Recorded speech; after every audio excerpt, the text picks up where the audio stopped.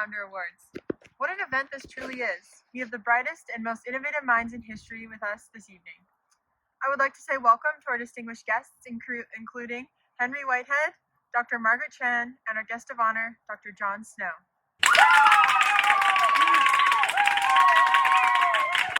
Today, as we continue through this COVID-19 pandemic and draw closer to finding a vaccine, we are once again reminded how the contributions made by Dr. John Snow are of great importance. John Snow tonight will be winning one of the most prestigious awards available, the Founding Father of Epidemiology.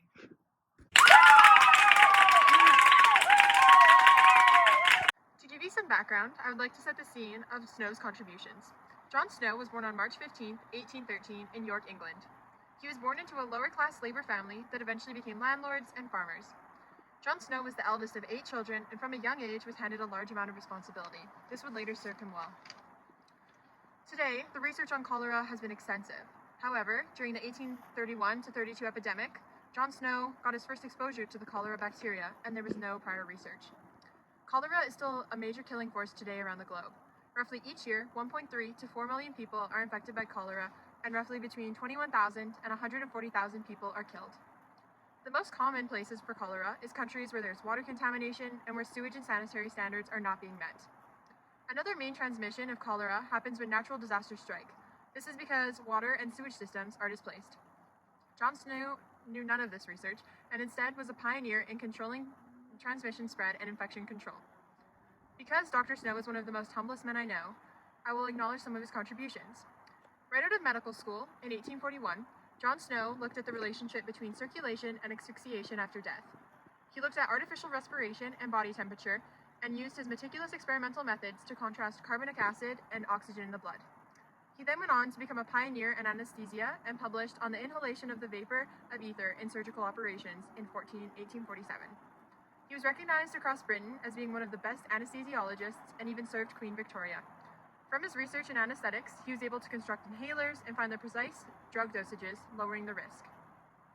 His greatest and most known achievement, and why he's being recognized today, is for his discoveries in the cholera epidemic that hit both in 1831-32 and 1853 and 1854.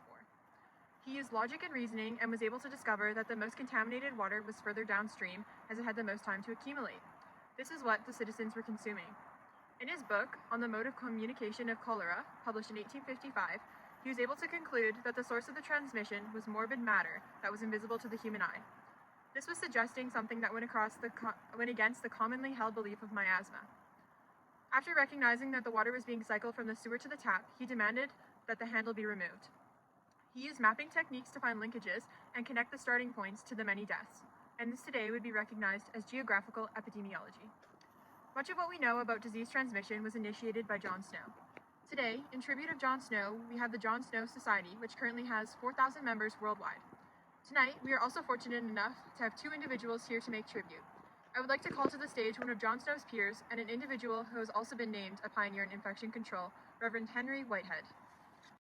Hello and thank you. I am Henry Whitehead, and I am here to give tribute to one of the greatest benefactors to human race, Dr. John Snow.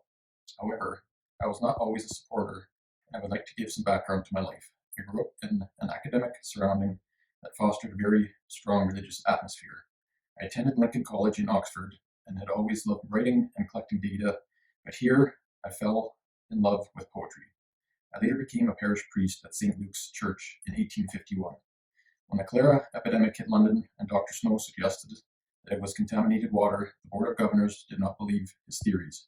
I suggested that I could easily disprove John Snow, and I got to work. I went and surveyed the houses that were sick, similarly to John, and found that 58% of the people that got cholera had drank the Broad Street pump water compared to 7% who did not. I knew then Snow was correct. I later went on to publish 2 articles, The Influence of Impure Water on the Spread of Cholera and the Broad Street Pump, an episode in the cholera epidemic of 1854. I had been credited with much because of the epidemic, but the real honor should be given to Snow, and no physician has ever given greater service to mankind. Dr. Snow, you deserve all of the fame and merit you received as you discovered the building blocks of epidemiology and further received endless criticism and doubt. I'm so glad to here honoring such to be here honoring such a pioneer and an honorable man. Thank you. May God bless you.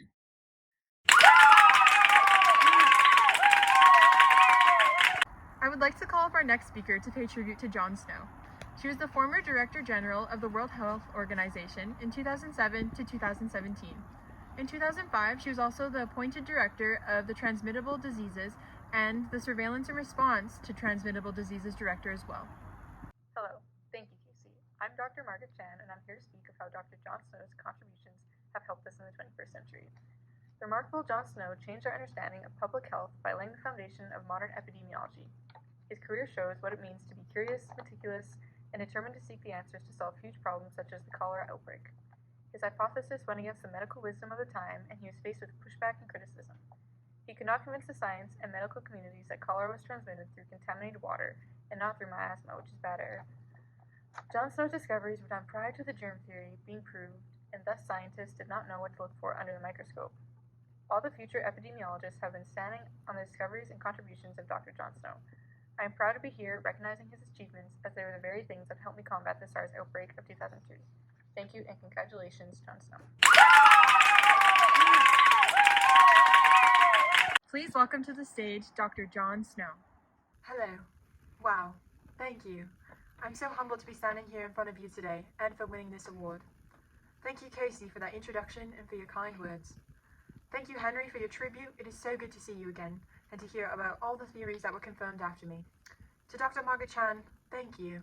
Thank you for recognizing my achievements. It's hard to believe that I'm standing here accepting this award for the founding father of epidemiology. I came from a lower caste family in York that eventually moved to a farm.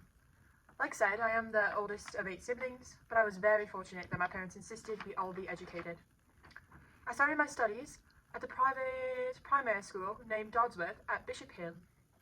I believe it was here I began to love learning and to pay attention to details.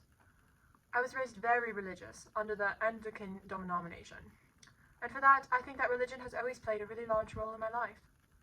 After elementary school, I was fortunate enough to gain a wonderful apprenticeship with Dr. William Hardcastle in 1827 at age 14. For those who do not know, Dr. Hardcastle was a surgeon apothecary and a friend of my Uncle Charles. Both encouraged me to go into medicine. I worked with him for 6 years and gained foundational training and my experience helping me in all, but specifically my first exposure to the cholera disease. In 1831 to 1832, there were 1,330 cases, and I am devastated to say 801 deaths. I was fortunate enough to go back to medical school in 1838 at the Hunterian School of Anatomy and Westminster Hospital. I gained experimental experience on anesthetics and developed chloroform anesthesia. This gave me the opportunity to serve Queen Victoria by administering chloroform in 2 of her births. Tonight, however, I stand before you humbly, being recognized for my contributions to the understanding of epidemiology in the cholera epidemic. I had begun my research on the transmission of disease on contaminated water and began my experimentation when the cholera epidemic hit in 1853 to 1854. I faced much criticism in concluding that cholera was not airborne, or using the miasma transmission theory. Through mapping the deaths of the first cholera victims, I was able to conclude that it was instead through the transmission of contaminated water, and I further linked the spread to the Lambeth Water Company and Southwark and Walhall Water Company. The Board of Governors, the Scientific Committee, the Medical Officer of Health, and many of my peers believed it was impossible that water could transmit this deadly disease. My hypothesis was confirmed when the Broad Street pump handle was removed and the transmission almost stopped immediately. In saying this, my greatest achievement is not in winning this award, but in helping the people of South London, Britain, and later the world's understanding of transmission disease. And with that, I would like to end with thank you. Thank you to my parents and family for supporting my education and helping me with my internship. Thank you, Dr. Hardcastle, for your years of teaching, guidance, and patience. Thank you to my peers who supported me and those who did not. I am eternally grateful that I was given the opportunity to help create a healthier world. Thank you, good night, and God save the Queen.